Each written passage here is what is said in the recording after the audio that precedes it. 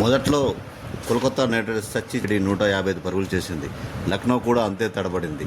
ఒక దశ వరకు ఆట తీరు చూస్తే ఈ ఐపీఎల్లో అత్యంత బోరింగ్ మ్యాచ్ల్లో ఇదొకటి అనిపించింది.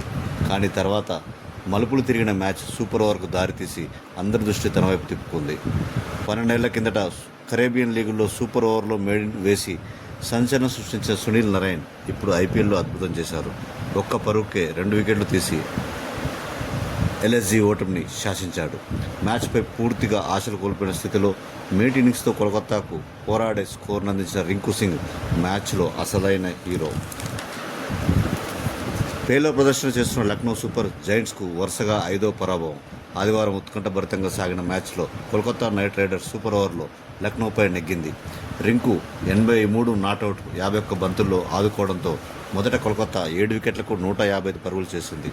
మోసిన్ ఖాన్ అద్భుతమైన బౌలింగ్ చేశాడు. ఛేదనలో తడబడ్డ లక్నో కూడా 155 పరుగులే చేసింది. పంత్, మార్క్రమ్ రాణించారు. స్కోర్లు సమం కావడంతో సూపర్ ఓవర్ తప్పలేదు. మొదట అద్భుతంగా బౌలింగ్ చేసిన నరైన్ ఒక్క పరుగే ఇచ్చి 2 వికెట్లు పడగొట్టి లక్నో ఇన్నింగ్స్ను ముగించాడు.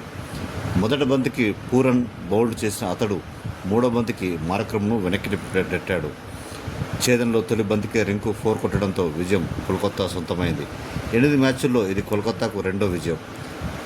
లక్నోకు మొత్తంగా ఇది 6వ ఓటమి.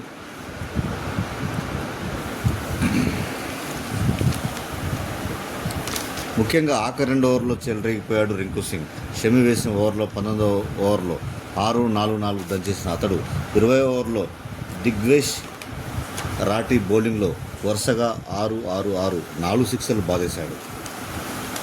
దీంతో కోల్కతా మొత్తానికి మ్యాచ్ గెలిచి సర్ప్రైజ్ ఇచ్చిందని చెప్పాలి.